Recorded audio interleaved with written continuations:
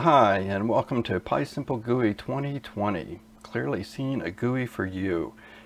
It has been a very long time since any new PySimpleGUI videos have been made for this channel, and I've noticed that people are watching these things all the time. And there has been a lot of changes since the initial videos, and think that it's time to get everybody up to speed and on the same page at the same time. So here we go. This is going to be a soup to nuts, everything all in one splatter. So it may be lengthy. If it is, there'll be an index provided. All of the notes that you see here and the code will be provided as well. So let's start off with all the who, what, when, where, why, how. Who, there is you, me, and the community, and you are the center of the PyGUI universe. This is about you and your abilities to create what you have as a vision. It's meant to be as simple as possible for you. Me, I'm Mike. I've been around for a while. My history has been in product development, commercial development, not open source development. As a result, you'll find that this is an open source licensed product or project, but it is run like a commercial product. That is to say, I don't take in source code. I do respond to issues, that sort of thing. So think of it like any other commercial product. You will go to their support site and get support, but chances are you're not going to go to Microsoft's Word site and send them code. It's just how I operate, and I think it's worked well so far. What is PySimpleGUI? It is a multi-GUI framework platform that runs on Windows, Mac, Linux, Raspberry Pi, and it'll even work on Android phones with the help of something like PyDroid 3.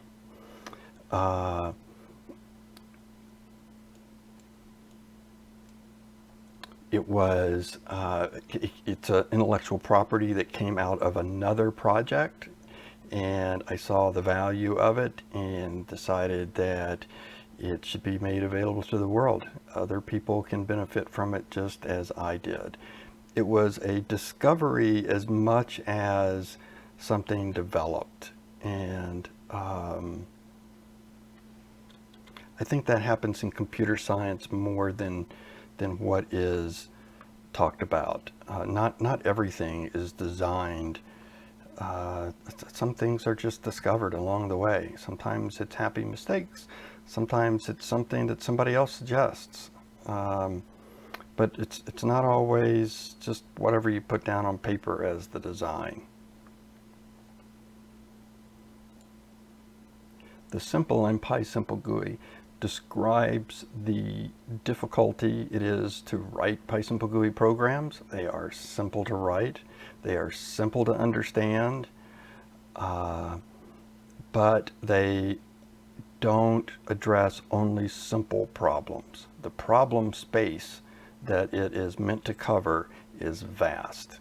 It is capable of doing multi-windowed, multi-threaded, complex applications. Look at an application like PyIDEs. That's a favorite of mine, just because the developer, he's a great guy, but he also, with little experience, came up with something phenomenal. There is no right and wrong answers for GUI frameworks which you choose. There are so many variables that go into choosing a GUI framework, and PySimpleGUI is not the right answer always. So when you're looking for a GUI framework, look at all the variables that you need and make your decision there. If PySimpleGUI is right for you, that's great. If it's not right for you, that's great too. There's lots of choices. I am not claiming that it is the end-all to be-all frameworks. It's written in Python, for Python, using Python-specific language capabilities, and you'll learn more about that later. And I think it's kind of beautiful and magical. There's something unique and magical about this that you will, I hope, see as you progress and learn. I learn something new from users often. I read GitHub projects almost daily. I go through and see what people are creating. It's informative, it's educational. I learned something new from complete beginners. PySimpleGUI was released in July 2018, which means that it is still a very young package. It's only been out a couple of years. It's not complete yet by any means. Where you can get it is from GitHub and from PyPI. There are instructions on how to install it. The most important location for you to know is PySimpleGUI.org. And PySimpleGUI.org is awesome because it has your answers. If you've got a question, the chances are it is in this documentation.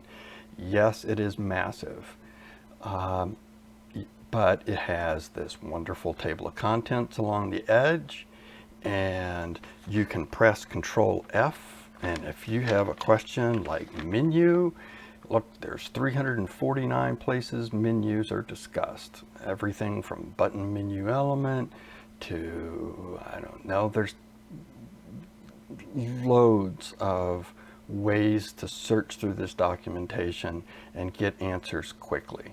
So start here if you have a question. You also notice across the top that there is a cookbook. That is another location that you should know. It is filled with recipes that will tell you how to do debug prints.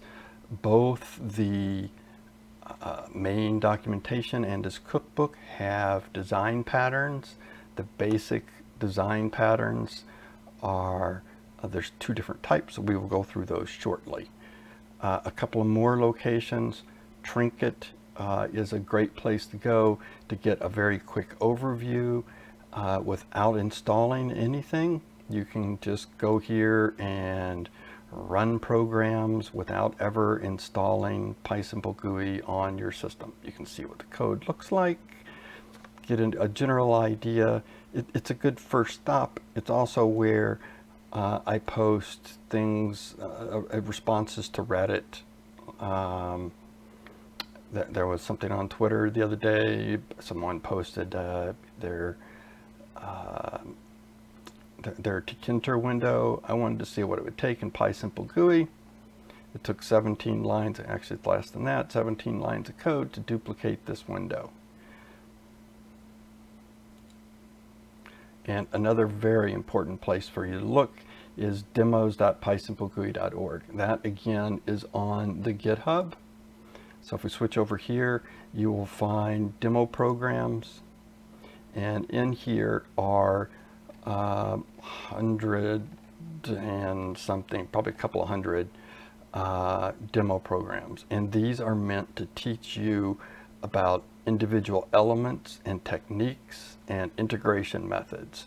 So everything from, here's something about menus, you will get an overview of how to use the menu element. You will get things like there's, I think, 6 or 7 OpenCV integrations, right? Everything from the basic OpenCV demo to there's a super short one, which is a 4-line OpenCV program. This will show you an OpenCV video feed in a GUI. There's matplotlib, all kinds of good stuff. It is a fantastic place to go to get information about how to do things in PySimpleGUI. So why PySimpleGUI? Well, I had a practical need for a GUI from another project. I saw the magic that it possessed and wanted to share it with the world and see what would happen. And it has been a lot of fun. How PySimpleGUI works is it takes these object-oriented GUI frameworks, tkinter, wxPython, Qt, RIMI, which I call PySimpleGUI Web, and it converts them into a message passing architecture, which we'll go through in a moment. The thing to understand is that it uses the same widgets that you would use in the underlying framework. So if something is possible to do in tkinter, you can likely do it in PySimpleGUI. And the way I do it in PySimpleGUI is using the exact same widgets that you would if you wrote directly in tkinter. They just are called something differently. Instead of being a label widget, it's a text element. And PySimpleGUI programs are portable across these frameworks as well. So you may have written your code initially to work on the plain PySimpleGUI tkinter port and decide that you want to use Qt's dial element widget. And I happen to support that with the dial element. In theory, you can change the import statement and use the new framework. In practice, there's a couple of more tweaks you may need to do, but it's a whole lot less work than if you rewrote your application from tkinter to Qt. I don't know of any other package that works quite like this. You also, for at least tkinter at this point, you get access to pretty much all of the widgets that are available. You don't get some of the TTK ones because there's a TK equivalent, but none are really missing. Even the pane widget, which is pretty unique, is available. I don't know of any dumbed down or simplified GUI framework that gives you the ability to take all of the different widgets available and combine them in any fashion you want.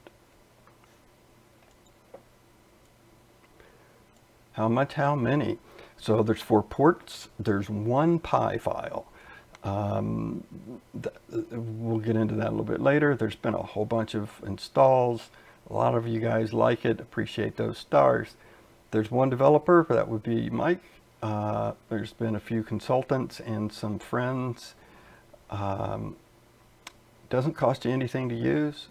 Support doesn't cost anything. It doesn't cost anything for you to say thank you. And those thank yous go a very long ways. And this user community has been fantastic about saying thank you. They're in bug reports. I get emails that some of them are really heart-touching emails, and they are greatly appreciated. I mean, it's payment to me to get those, and can have a big impact. So thank you to everybody that's used it and said thank you.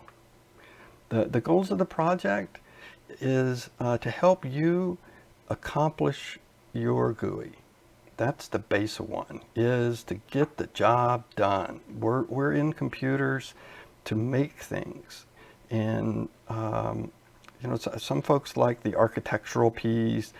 I'm a product guy. I've always developed with a product in mind. You know, startups, it's product oriented. It's not so much architecture oriented. Architecture is important, but if you don't end up with a product at the end, your whizzy architecture doesn't do anybody any good if the only thing that you have left is a $10 million smoking hole in the ground when you're done with your funding. So it's very much focused on getting the job done, get from point A to point B. If you're learning PySimpleGUI because you want to learn more about object-oriented programming, you're not going to get that from PySimpleGUI. You're going to learn how to combine widgets in a way that works well for user interfaces, like how do you put checkboxes and radio buttons and text and tabs and all kinds of stuff together to make a nice looking GUI. You'll learn that with PySimpleGUI, and then you can apply that to other frameworks. But it's not meant to teach you the architecture that these other frameworks use, because it is a different architecture.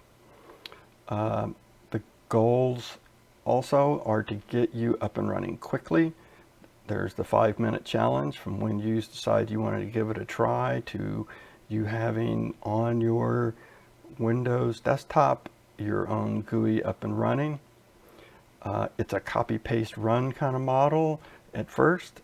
There's lots of these demos and cookbooks so that you can copy, paste, run, change something, run it again.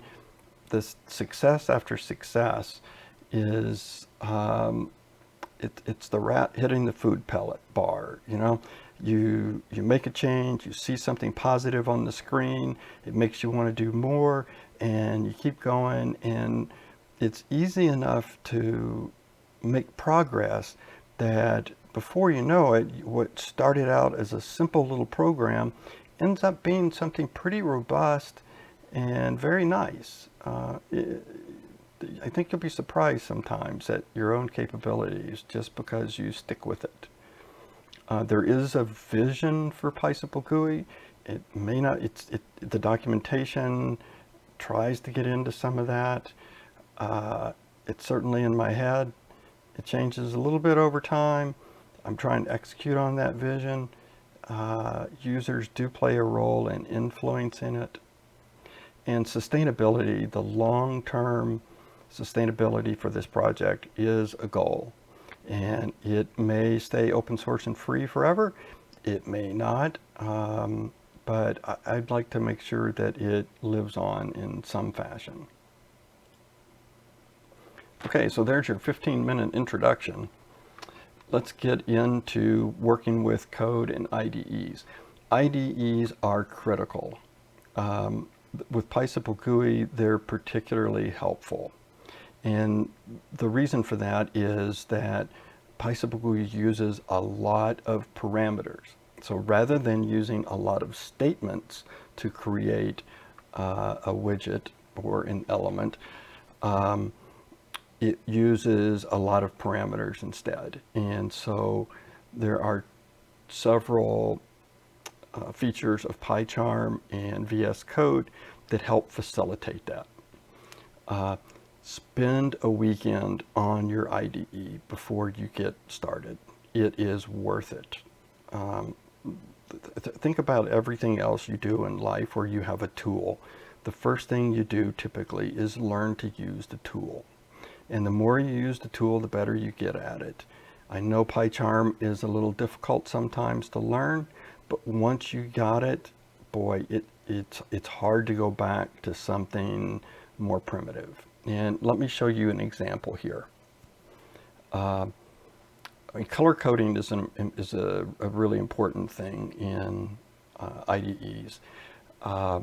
And one of the lesser known things here for a lot of people are these grayed out parameters. So you may not be able to see it very well here, but the Y parameter there is grayed out, and it's because it's not used. And there are a number of times where that's saved me. See, if I say Y equals 10, then suddenly this parameter goes, oops, I'm sorry, X equals Y. Now Y gets used. X is no longer used, so it goes gray. So, but you can find misspellings, you can find where parameters and variables and stuff aren't used this way. You can also change your colors so that what's important to you stands out. Most IDEs have the comments as grayed out text. Comments for me are really important. I think that is where the programmer is trying to communicate to you something important, or else there wouldn't be a comment there. So for me, instead of it being grayed out, it's highlighted in yellow. A few quick commands that we'll go through. Control P, Control Q. Learning to make yourself a single key run. I have a keyboard that has some spare keys. When I want to run what's on the screen, I hit a single key and it runs it. It enables these really fast development spins. I make a change, I run. I make a change, I run. It happens really quickly, thousands of times perhaps. It's my particular style. Sometimes I write 100 lines of code. Sometimes it's make a change, run it, see what happens. Commenting out code, Control / comments out code. It also uncomments code. Saves you a ton of time. If you need a scratch file, if you want to make something really quick in PyCharm, Control Alt Shift Insert, and you've got yourself a blank file. You can also use these things called live templates. And now I've got myself a complete, ready to run PySimpleGUI program that I can then modify. Super useful. Once you've got some elements or stuff to look at, and you want to look at the documentation or the parameters, Control P, once you're in a function name to call or something, Control P will bring up the list of all the parameters.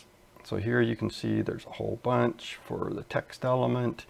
I think even print tells you, here's all the parameters you can send to a print.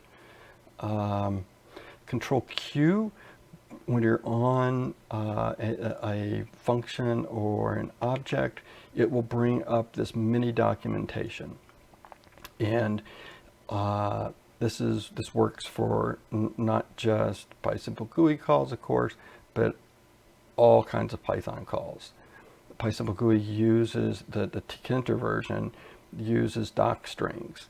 And so it pulls from the source code all of these wonderful doc strings. So you don't need to look at the documentation in order to understand what the element does, what each of the parameters are. Super important. And you just wouldn't get that without PyCharm or an IDE like VS Code. And as you can see, Windows have a ton of parameters. There's just so many parameters in PySimpleGUI that you will want to use this feature. Other IDEs like IDLE, in particular IDLE, that use Tkinter as their underlying GUI, struggle with PySimpleGUI and Tkinter-based programs because you're trying to debug using the same GUI framework that the program's written in. It causes problems the most when you're at breakpoints or afterwards. So the only two official IDEs supported by PySimpleGUI are VS Code and PyCharm. Good luck with the others. I'm not saying don't use them. It's just that these are the two that I highly recommend. And of those two, PyCharm, I like the best. Let's talk a little bit about architecture and how PySimpleGUI differs from the others. I had mentioned before that it is message passing versus event driven. And a good example of a message passed kind of architecture is Python's standard library queue object. So here's a diagram of a queue. Here's our queue. Let's say a message comes in, it gets put into the queue. Your reader or your user code calls read to read the message from the queue. So you do a read request, it comes back with the message, right? There are other ways that could happen in other architectures where you get a callback when a queue message arrives. And let's look at what I mean by a callback or a push model for event-driven architectures. So traditional GUIs, when you get like a button click, it goes into the GUI library dispatcher, and for each button click, when you program your GUI, you give it a function basically to call when that button click happens. So you get button 1 click, it calls your button 1 code, button 2 code, etc. Right? PySimpleGUI is different. You get a button click, it goes into PySimpleGUI code. There is, you do a read, just like you did on a queue previously. You do a read, and it comes back and tells you, hey, I got a button click. So the way this kind of looks or feels, here's how they feel to me. Callbacks feel disjointed to me. You get these different classes like a button, a slider, an entry, and when an event happens, you get a callback into one of these functions. And if this slider wants to do something with this entry, well, these objects kind of have to know about each other a little bit or can communicate, and it gets confusing. It's just your code is spread out. It's across many classes. It's potentially across many files. PySimpleGUI tends to be linear feeling. You have one place that you go and you read your event, and then you have a series of if statements. Was the event button 1? Then do something. Was the event button 2? Do something else. Whether it's a slider, an input, whatever. You've got one place in your code that you can go to see not only what happens, but to see what all the events are, right? And instead of looking across all of the different classes and kind of picking through and trying to find where all the callbacks are, you've got one place that you can go and feel with some amount of confidence that these are the events that my program's going to handle.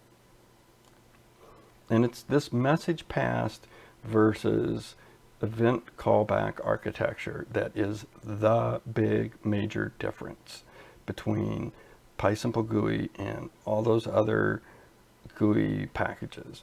For some people, OOP is the only way they want to go, and they will be potentially highly frustrated with PySimpleGUI. That's fine. You can live in your OOP world, and I'm not saying you can't use OOP with PySimpleGUI. You can. PySimpleGUI was written with objects. In fact, it's not that I'm anti-object oriented, but for these simple GUIs, I decided not to use the same architecture. It's using message passing instead. Talk briefly about installing. You can pip install it. You can also download PySimpleGUI from GitHub. And since it's one file, you place that one PySimpleGUI.py file in the same folder with your application, and then you can import it. This is important for things like a Raspberry Pi, where maybe you don't have access to pip. And there's also a new upgrade utility built into PySimpleGUI where you can say, there's a button you can click in the main GUI test harness that says upgrade to the latest version from GitHub, and it will overwrite your current pip version. It's documented in the documentation. All of this stuff is in the documentation. GitHub, here's the GitHub address, PySimpleGUI.com. It's got the latest code.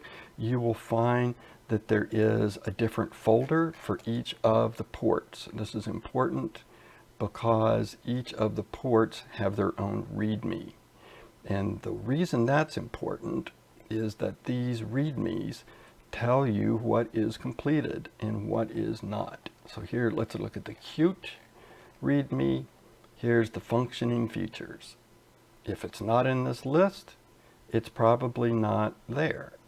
So save yourself the trouble of filing a bug saying something doesn't work when in fact it's a well-known fact that it's not working. It's a missing feature.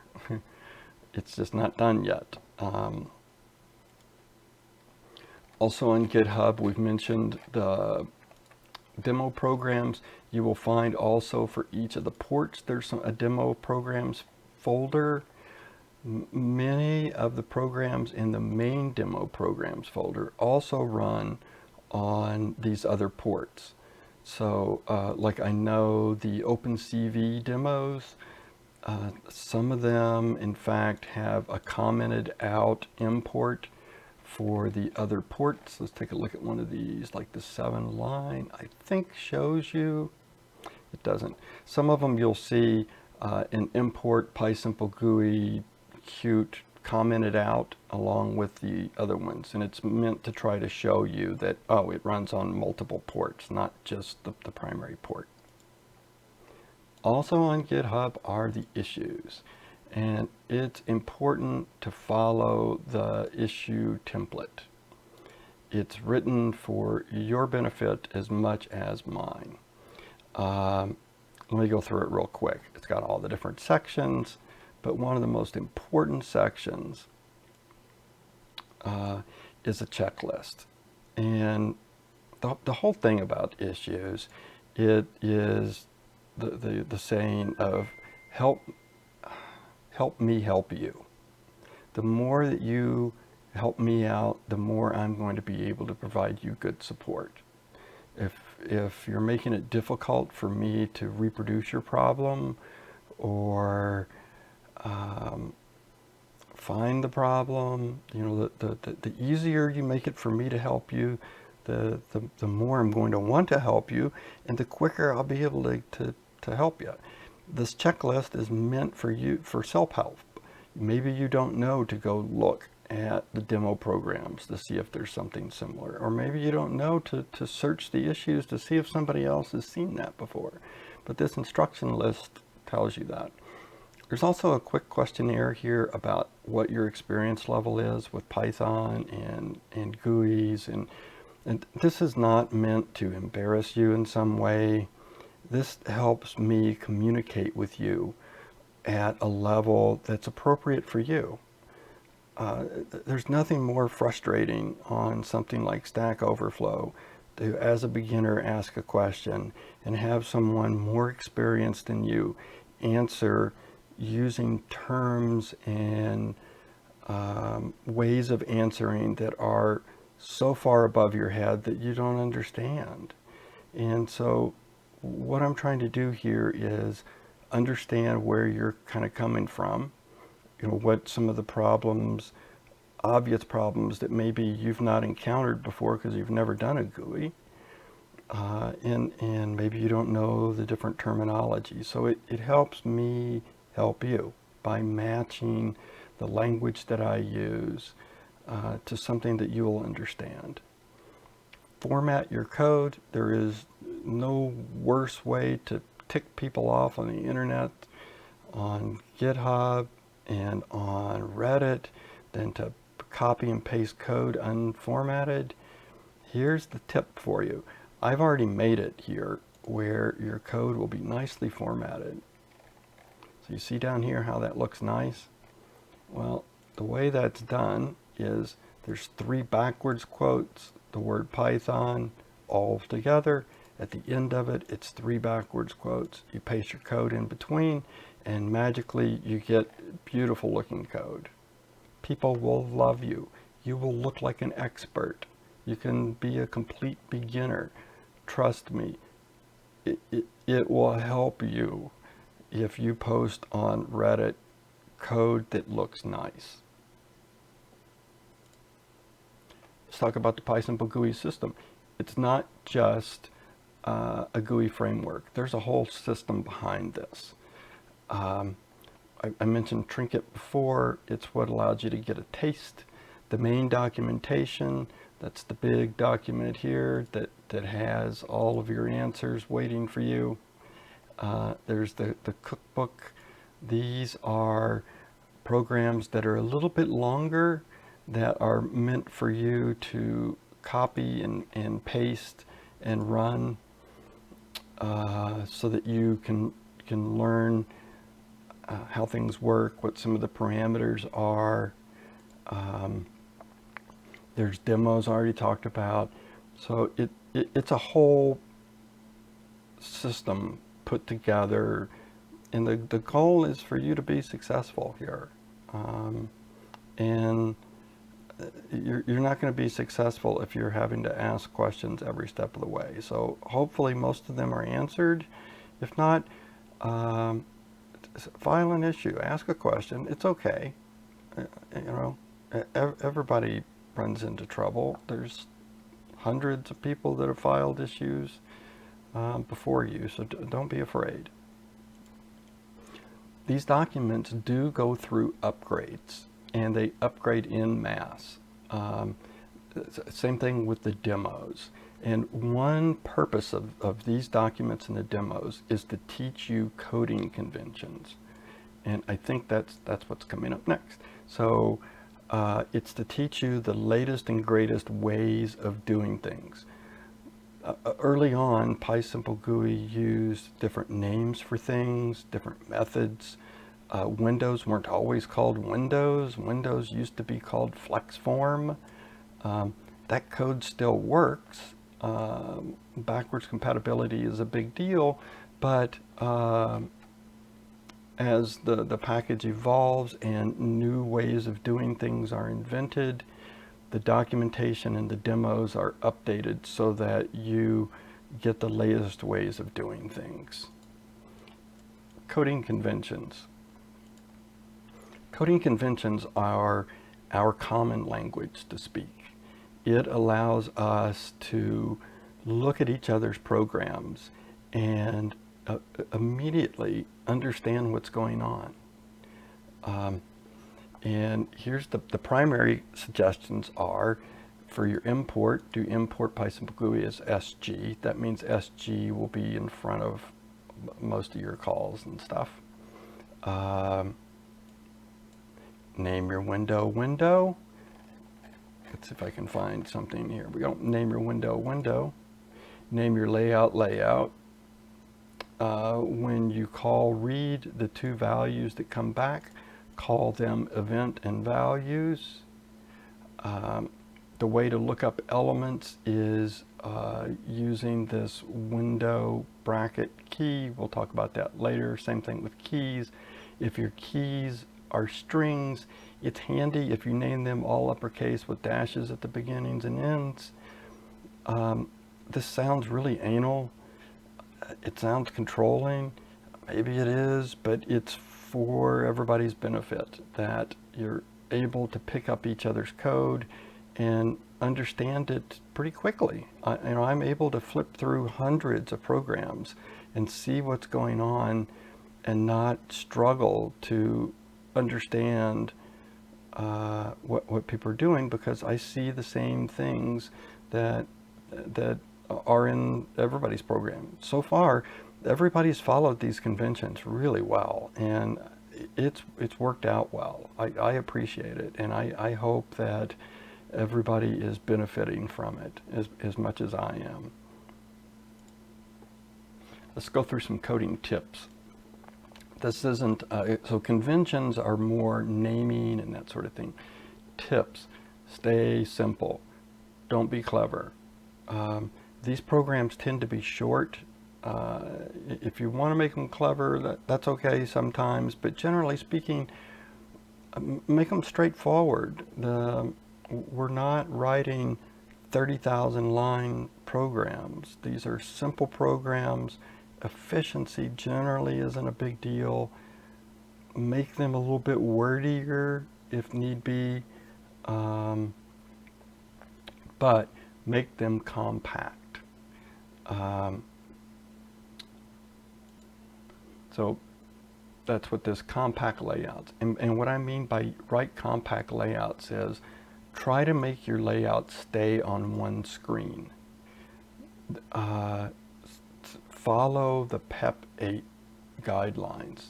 and use the PEP8 bindings. There are you can use uppercase read, for example.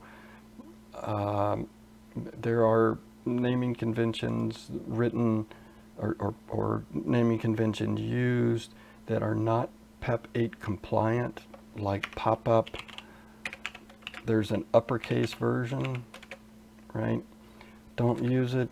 PEP8 says functions should be lowercase. There are PEP8 bindings for everything that make them look compliant, so please use those. That way people won't laugh at your code. Internal to PySimpleGUI, it's not always PEP8 compliant, but the external interfaces should be PEP8 compliant at this point.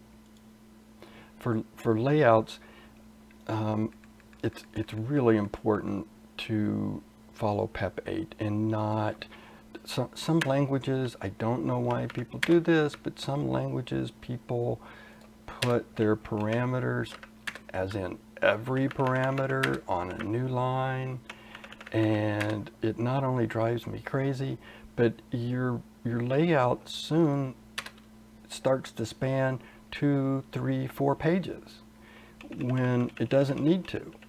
It doesn't help. It hurts.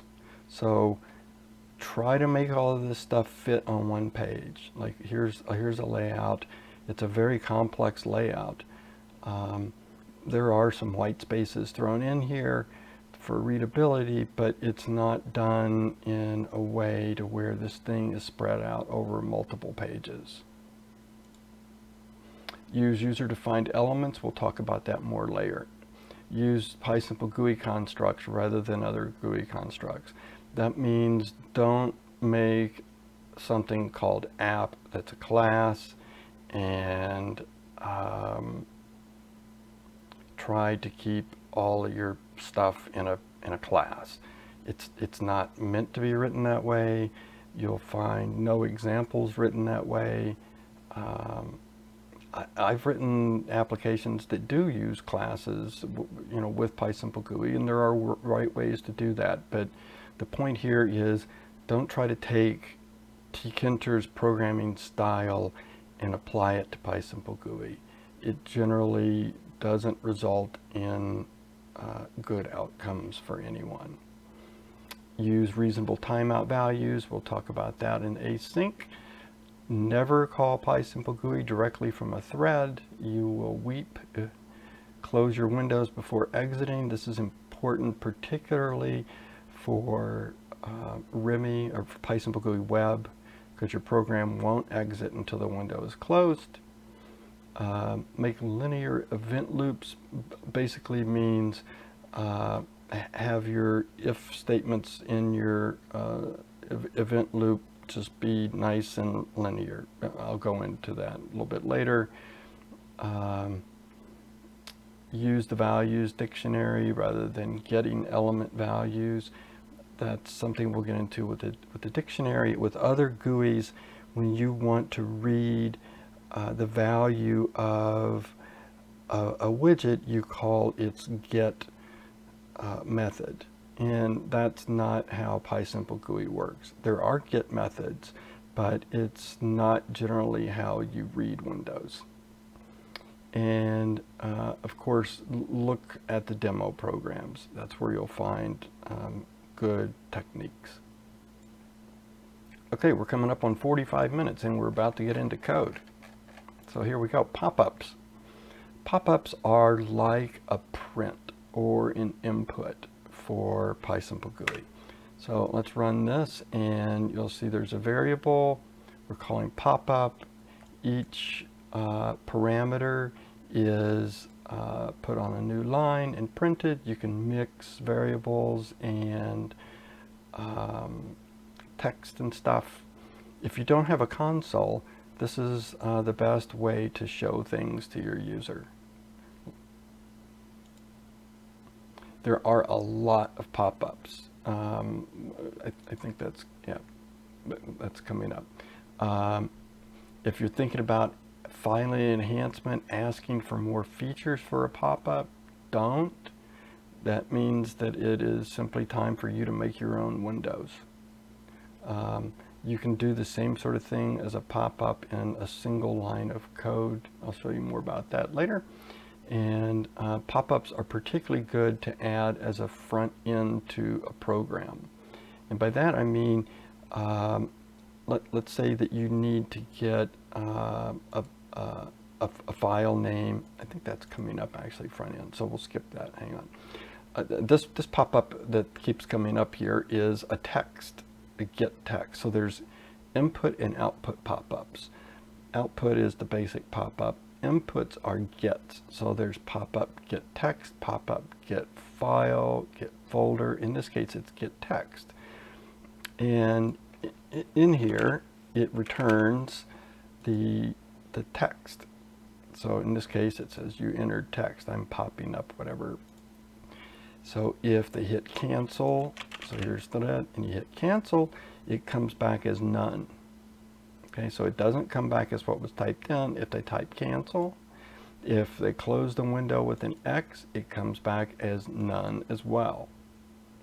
So you're either going to get back the text that they entered, or you're going to get none.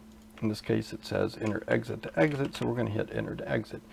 There are a lot of parameters to pop-ups, and some names or some parameters are set for you and named. Like auto close are a couple of parameters that you will find in pop-ups. There's also this pop-up auto close, and what it does is set the auto close parameters for you, so you don't have a whole bunch of parameters spelled out every time. It does it for you.